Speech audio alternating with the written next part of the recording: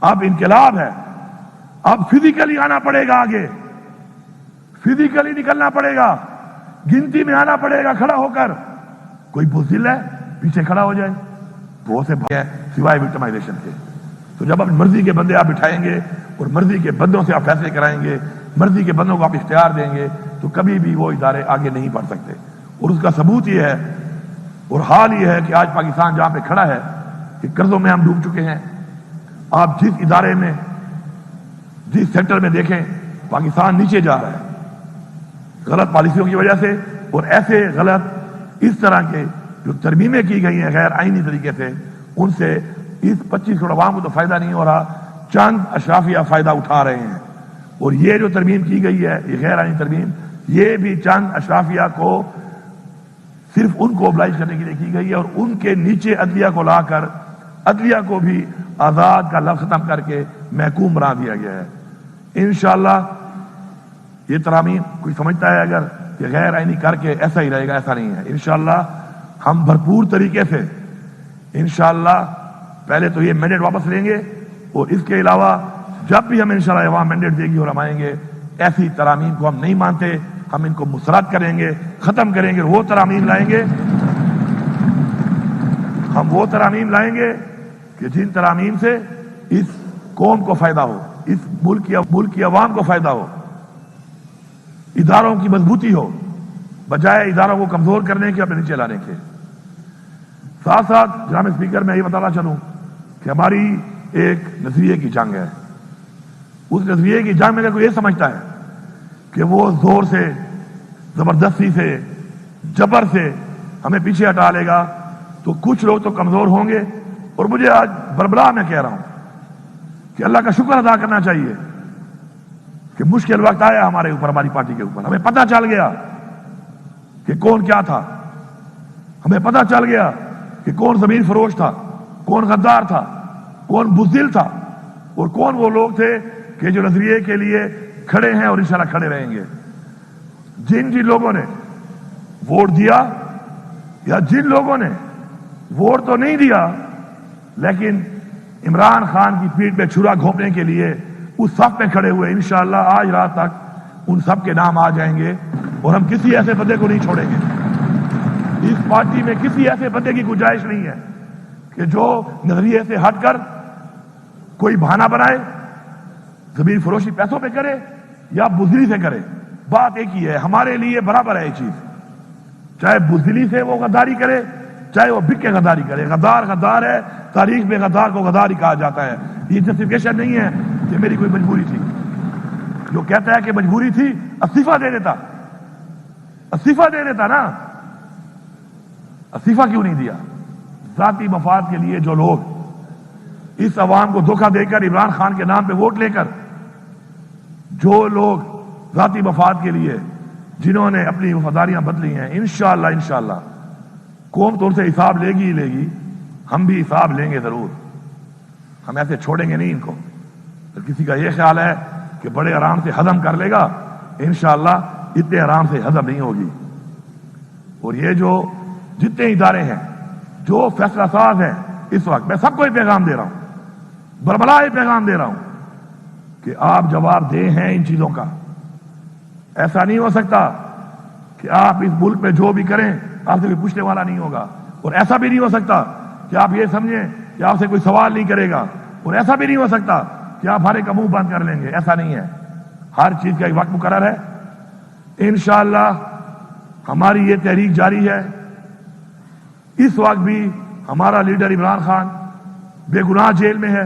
جس طریقے سے اس غیر آئینی ترامیم کو پاس کرنے کے لیے اس ٹائم پیریڈ میں عمران خان سے ملاقات بند کی گئی، اس کو بالکل آئسولیشن میں لے جایا گیا، اور جو حرکتیں کی گئیں وہ بھی ہمارے دلوں میں بھی ہیں، ہمارے ذہنوں میں بھی ہیں، ہماری قوم کے بھی سامنے ہیں، اور انشاءاللہ ہم جواب مانگیں گے اس کا۔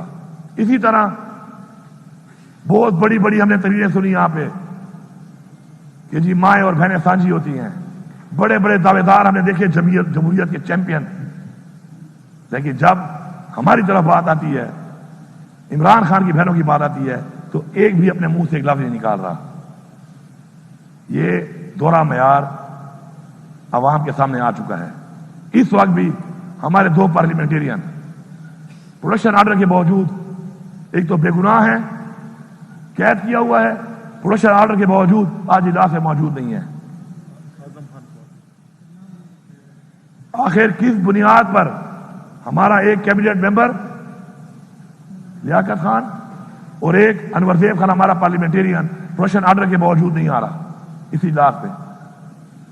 اس کے اوپر میرے خیال میں ہم سب کو ایک پیج پہ ہونا چاہیے۔ کوئی اگر وہاں بیٹھا یہ سمجھ رہا ہے کہ ہر وقت وہی ماحول رہے گا تو یہ تمہاری بھول ہے، کل آپ بھی ہو سکتے ہو۔ تو اس لیے حق کے لیے، سچ کے لیے، قانون کی بالادستی کے لیے، برابری کے لیے آواز اٹھاؤ، اور جو یہ آواز نہیں اٹھاتا وہ اپنے لیے وہ راستہ بنا رہا ہے، وہ اپنے لیے وہ گڑھا کھود رہا ہے، جس پہ بھی تو یہ سمجھ رہا ہے کوئی اور گر رہا ہے، لیکن وہ خود بھی اس میں گرے گا۔ اسی طرح ہماری پارٹی کے عادل خان سوادی صاحب اس عمر میں ان کو گرفتار کر کے، پہلے بھی گرفتار کیا گیا، پھر گرفتار کیا ہوا ہے بغیر وجہ کے۔ ہمارے اس وقت ورکرز 88 کے اندر خامخواہ ڈال دیا گیا۔ اس دن پیشی ہے، پیشی پہ جج صاحب نہیں آئے، جج صاحب چھٹی پہ چلے گئے۔ 100 ورکر کی پیشی ہے، وہاں پہ جج صاحب نہیں آئے، اس وجہ سے کوئی اور جج بھیج دیتے۔ کسی کے بچے کا کیا جیل میں کچھ دن زیادہ گزارنا کوئی اہمیت نہیں رہتا اس ملک کے اندر؟ کیا ان ماؤں، ان بہنوں، ان والدین کے جو بچے ہیں، یا کسی بچوں کے والدین ہیں جو اس وقت جیل میں ہیں بے گناہ، تو کیا ان کا 1 گھنٹہ یا 1 لمحہ یا 1 ہفتہ یا 1 دن کوئی اہمیت نہیں رکھتا؟ کیونکہ یہاں پر اشرافیہ ہے فیصلے کرنے والی، جس کو دل کرے اندر ڈال دو، جس کو دل کرے جو کر دو۔ میں سمجھتا ہوں ہمارے انتظار پنجوتا صاحب ہمارے وکیل ہیں، وہ غائب ہے، کتنے دنوں سے وہ غائب ہے، کوئی پتہ ہی نہیں ہے وہ کہاں ہے۔ عدالت پوچھ رہی ہے کہاں ہے، وہ کہتے ہیں جی ڈھونڈ رہے ہیں۔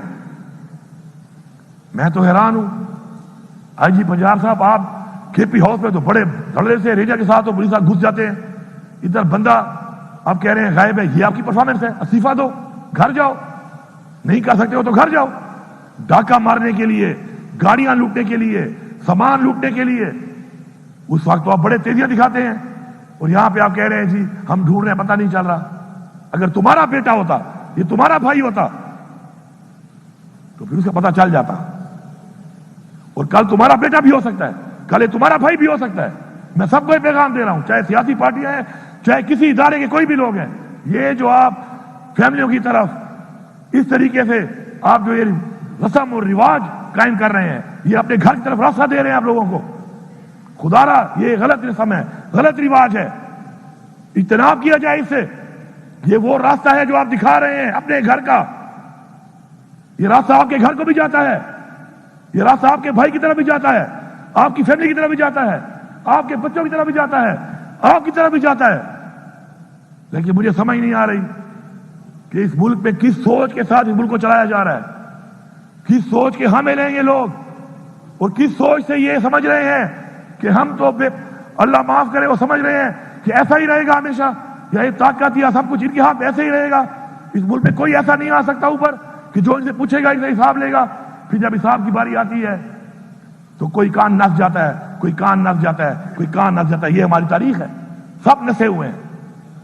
پاکستان کو لوٹ کے، غلط فیصلے کر کے، غلط پالیسیاں کر کے، جانی اور مالی نقصان اس ملک اور ملک کی عوام کو دے کر پھر نس جاتے ہیں۔ ہم نے تو یہی رہنا ہے جناب اسپیکر، ہمارا یہ ملک ہے، تو جنہوں نے یہاں پہ رہنا ہے فیصلے ان کو کرنے دو۔ میری عوام سے یہ اپیل ہے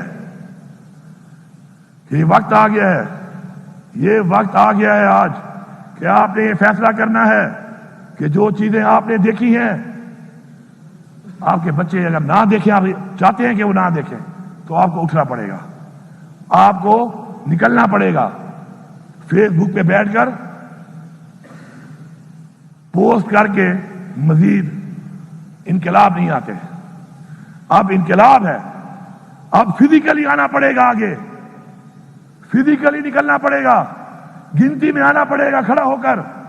کوئی بزدل ہے پیچھے کھڑا ہو جائے، وہ سے بہادر ہیں سینے پیش کرنے کے لیے، کھڑا تو ہو نا، کیونکہ اگر یہ جنگ ہم نے اب جیتنی ہے اس قوم کے لیے، یہ قوم کی جنگ ہے، کسی کی ذات کی جنگ نہیں ہے، تو ہمیں فزیکلی اس کا حصہ بننا پڑے گا، فزیکلی آگے بڑھنا پڑے گا، فزیکلی مقابلہ کرنا پڑے گا، اور فزیکلی اس قوم کو اب نکلنا پڑے گا.